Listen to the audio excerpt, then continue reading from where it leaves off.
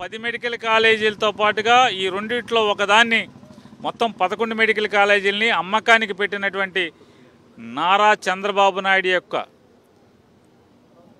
దిగజారుడుతనాన్ని, డబ్బు కోసం ఏ గడ్డికైనా ఖర్చేటువంటి తత్వాన్ని ఎండగట్టాలని, ప్రజల్ని చైతన్యపరిచి ప్రజా ఉద్యమం ద్వారా వీళ్ళ నిర్ణయాన్ని వెనక్కి తీసుకునేలాగా చేయాలని చెప్పని వైఎస్ఆర్ కాంగ్రెస్ పార్టీ జగన్మోహన్ రెడ్డి గారి నాయకత్వంలో ఒక నిర్ణయం తీసుకోవడం జరిగింది.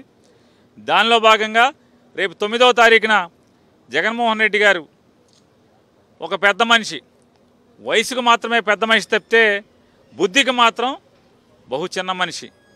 ఆ మనిషి పిలిచాడు, రా జగన్మోహన్ రెడ్డి, వచ్చి నర్సీపట్నం కాలేజీ చూడు, ఇక్కడ ఉందన్నావు కదా, జీవో ఇచ్చావా కాలేజీ కడతాకని జగన్మోహన్ రెడ్డి గారిని ఆహ్వానించడం జరిగింది. ఆ వయసు పెద్దది, బుద్ధి చిన్నది అయినటువంటి, గుణం గుడిసేటిదైనటువంటి ఆ వ్యక్తి పిలుపు మేరకు, ఆహ్వానం మేరకు జగన్మోహన్ రెడ్డి గారు 9వ తారీఖున నర్సీపట్నం మెడికల్ కాలేజీ సందర్శన కోసం బయలుదేరారు. అతను కోరుకున్నట్టుగా 2022లో నర్సీపట్నం కాలేజీ నిర్మాణానికి ఇచ్చినటువంటి జీవోని అతనికి చూపిస్తాం. కళ్ళు కనపడకపోతే శుక్లాలు తొలగించి ఆపరేషన్ చేయించైనా సరే ఆ కాగితాన్ని, జీవోని చూపించడం, ఆ సగంలో 16 మాసాలుగా నిలిపివేయబడినటువంటి ఆ మెడికల్ కాలేజీ సగం నిర్మాణం అయినటువంటి నిర్మాణాలని, అలాగే నర్సీపట్నం కాలేజీని ఎక్కడిదక్కడే ఆపేయమని 16 మాసాల క్రితం ఇచ్చినటువంటి ప్రభుత్వ జీవోని, ప్రతిదీ ముసలి వయసులో ఉన్నటువంటి చిన్న బుద్ధి ఉన్నటువంటి ఆ మనిషికి చూపించడం జరుగుతుంది. దానిలో భాగంగా అంశాల వారిగా 1 కోటి సంతకాలు తీసుకుని గవర్నర్ని కలవాలని చెప్పని, ప్రజాగ్రహం, ప్రజాభిప్రాయం ఏ రకంగా ఉందో ఈ రాష్ట్ర అధినేత అయినటువంటి గవర్నర్ గారికి తెలియజెప్పాలని, చూపించాలని చెప్పని కూడా నిర్ణయం చేయడం. దానిలో భాగంగా అంశాల వారి ప్రజల యొక్క అభిప్రాయాన్ని సేకరించేదానికి ప్రతి ఇంటికి వెళ్ళాలి, ప్రజలను కలవాలని చెప్పని, ఈ రాష్ట్రంలో 1 కోటి మందితో ప్రభుత్వ మెడికల్ కాలేజీలు అమ్మటం తప్పు, అమ్మటం నేరం అనేటువంటి అభిప్రాయం కలిగినటువంటి 1 కోటి మంది ఆంధ్ర రాష్ట్ర ప్రజలతో సంతకాలు సేకరించి గవర్నర్ గారికి అందించే కార్యక్రమం జరుగుతుంది. అలాగే వాళ్ళ సారా, బ్రాందీ గురించి చూస్తున్నాం. ఈ సారా, బ్రాందీ చూస్తున్నాం. 16 మాసాల నుంచి ఎంత తప్పుడు నడక ఈ ప్రభుత్వం నడుస్తుంది. నిన్నటిదాకా జే బ్రాండ్లు అని చెప్పి, అంటే డిస్టిలరీలో క్వాలిటీ మేరకు క్వాలిఫైడ్ టెస్ట్ ప్రూఫ్తో జరిగినటువంటి అమ్మకాలు జరిగినటువంటి, ప్రభుత్వం అమ్మినటువంటి లిక్కర్ మీద విషం చెమ్మిన వాళ్ళు అదే బ్రాండ్ని, అదే లిక్కర్ని వారి ప్రభుత్వం వచ్చిన తర్వాత అమ్మారు. జగన్మోహన్ రెడ్డి గారి ప్రభుత్వంలో తయారైనటువంటి సరుకుని చంద్రబాబు వచ్చి కూడా చంద్రబాబు అమ్మాడు. ఇప్పటికీ అదే డిస్టిలరీలో, అదే భూము, అదే షకలక, అదే ప్రెసిడెంట్ మెడలో, ఇప్పుడు కొత్తగా సూపర్ 6 ఇవన్నీ కూడా అదే డిస్టిలరీ నుంచి వస్తున్నాయి, అదే డిస్టిలరీ నుంచి వస్తున్నాయి. మరి ఏమైంది? డిస్టిలరీని ఎవరన్నా ఒక్కడన్నా డిస్టిలరీని మూయించారా? ఒక డిస్టిలరీని ఇంతవరకు ఏమన్నా చేశారా? కానీ ఇవాళ బరి తెగించినటువంటి వీళ్ళ బుద్ధులు, వీళ్ళ పాపభీతి లేనటువంటి తప్పుడు పరిపాలన, ఇవాళ కల్తీ మద్యాన్ని ఫ్రాంచైజీల ద్వారా మనం ఎట్లా అయితే వ్యాపారాన్ని, లేదా మిఠాయి కొట్లని, లేదా ఒక బాగా కార్పొరేట్ స్కూల్స్ని ఎట్లా అయితే ఒక చోట సక్సెస్ అయితే రాష్ట్రం నలుమూలలా అయితే ఎట్లా అయితే విస్తరించుకుంటూ పోతారో ఆ రకంగా. ఎందుకంటే రాయచోటి జిల్లాలో తయారైతే అక్కడి నుంచి ఇక్కడికి రావడానికి ఛార్జీలు బోళంత అవుతాయి, సరుకులో మిగిలే తక్కువ అవుద్ది. కాబట్టి ఎక్కడికక్కడ ఏ జిల్లాకు ఆ జిల్లా ఒక ఫ్రాంచైజీ ఇవ్వటం,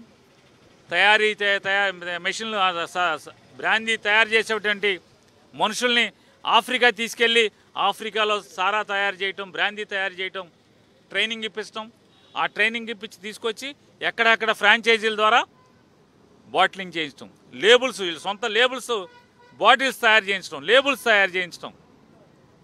16 మాసాలుగా ఎంత యథేచ్ఛగా వీళ్ళందరూ కూడా నిస్సిగ్గుగా, నిర్లజ్జగా, పాపభీతి లేకుండా తప్పుడు వ్యాపారం చేస్తున్నారు.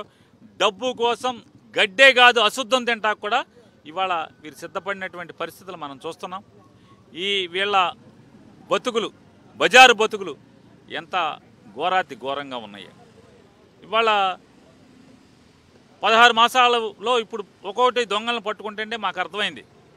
ఏంటయా అంటే జగన్మోహన్ రెడ్డి గారు ఎప్పుడైతే చెప్తున్నారు, అయ్యా అధికారులారా, మీరు ఎవరెవరైతే నారా చంద్రబాబు నాయుడు గ్యాంగుతో చేరి తప్పుడు పనులు చేస్తారో, మీ కాకి బట్టకున్నటువంటి విలువను వదిలేస్తారో, డబ్బుకి అధికారానికి మీరు లోబడి తప్పుడు పనులకి అండకాస్తారో, మీ అందరి లెక్కలు తెలుస్తామని చెప్పారు. అందుకోసమే కాకుండా ప్రజల్లో ఈ ప్రభుత్వం యొక్క పని అయిపోయింది అనేది ప్రజల గొంతు ద్వారా విన్నటువంటి అనేక మంది అధికారులు ఈ పాపాలను ఒక్కొక్కటి కూడా పట్టుకోవడం బిగినవుతుంది. వాళ్ళు మనకు అర్థమవుతున్నది. 16 మాసాల తర్వాత ఎందుకు పట్టుకున్నారంటే నారా లోకేష్ నాయుడు చెప్తున్నాడు, మేమే పట్టుకున్నాం అని. నువ్వేం పట్టుకోలా, పోలీసు అధికారులు పట్టుకున్నారు. ఎందుకు పట్టుకున్నారు? ఈ గవర్నమెంట్కి అంతిమ గడియలు వచ్చినాయి, ఈ గవర్నమెంట్కి మంగళం పారే రోజు వచ్చేస్తుంది కాబట్టి మనం దూరంగా వీళ్ళకి పాపాలకు దూరంగా ఉంటే మంచిదని చెప్పని మీ పని పట్టేటువంటి కార్యక్రమం ఇవాళ కొంతమంది అన్నా పోలీసు అధికారులు ఇవాళ బయలుదేరారు. ఇంకొకటి కూడా అడుగుతున్నాను, ఈ రాష్ట్ర ప్రజల్ని, ఈ రాష్ట్ర ద్వారా ఈ ప్రభుత్వాన్ని, ఇంత విచ్చలవిడిగా సారా తయారు చేసి అమ్ముతుంటే, ఆఫ్రికాకి వెళ్ళి మద్యం తయారీ మీద ట్రైనింగ్ ఇచ్చి ఫ్రాంచైజీలు ఇచ్చి వ్యాపారం చేస్తుంటే ఎక్సైజ్ మంత్రి ఎక్కడ తెచ్చాడా అని అడుగుతున్నాను. ఏడు ఎక్సైజ్ మంత్రి ఎక్కడ తెచ్చాడు? Where is the excise minister? ఎక్కడా ఉండడా? ఎందుకు ఉండడంటే ఈ పాపంలో, ఈ దొంగ బ్రాందీలో, ఈ తప్పుడు సరుకులో ఎక్సైజ్ మంత్రికి కూడా మూటలు అందుతున్నాయి కాబట్టి ఇందులో కైకి మండవు. ఏం చేయాలి? ఇట్లాంటి పాపాత్ములందరూ కలిసి ప్రభుత్వాన్ని నడుపుతుంటే, ఇట్లాంటి తప్పుడు వెధలందరూ కలిసి, తప్పుడు మనుషులందరూ కలిసి ప్రభుత్వాన్ని నడుపుతుంటే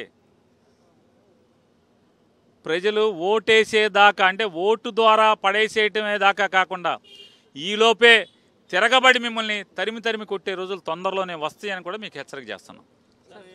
ఎల్లుండి జగన్ పర్యటనకు అనుమతి లేదు, ర్యాలీలు చేయడానికి వీల్లేదంటూ కూడా పోలీసు ఆంక్షలు విధించారు. దానికి కారణంగా చూపించిన విజయ్ తొక్కిసలాట ఘటన కారణంగా చూపిస్తుంది. ఈ రాష్ట్ర డీజీపీ గారిని అడుగుతున్నాం, మీకు స్పీకర్ అంటే మర్యాద లేదా?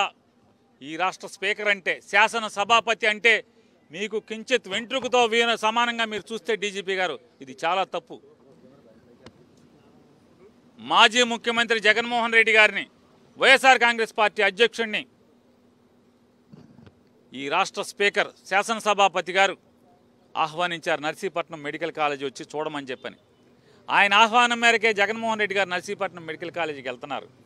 వెళ్ళి అక్కడ ఉన్నటువంటి శుక్లాల వల్ల ఆయన కనపడకుండా ఉన్నటువంటి ఆ బిల్డింగుల్ని ఎక్కడి వరకు పూర్తయినాయో అవన్నీ చూపించడం, అలాగే 2022లో జగన్మోహన్ రెడ్డి గారు ఇచ్చిన జీవో కూడా అతనికి కనపట్లేదని చెప్పాడు, ఆ జీవోను కూడా తీసుకెళ్ళి చూపించడం, అలాగే 2024లో నారా చంద్రబాబు నాయుడు ముఖ్యమంత్రి అవ్వంగానే జగన్మోహన్ రెడ్డి గారు కడుతున్నటువంటి మెడికల్ కాలేజీలన్నింటినీ కూడా ఎక్కడిది ఉన్నది అక్కడే నిలిపేయమని చెప్పి ఇచ్చినటువంటి ప్రభుత్వ ఉత్తర్వులను కూడా వారికి చూపించేదానికి అతని ఆహ్వానం మేరకు వెళ్తున్నాం. కాబట్టి ఈ రాష్ట్ర డీజీపీ ఆహ్వానం మేరకు మీరు ఆ కాలేజీ సందర్శనకి వెళ్తున్నాం కాబట్టి తక్షణమే మీ ప్రకటనని వెనక్కి తీసుకోవాలని చెప్పని మేము డిమాండ్ చేస్తున్నాం.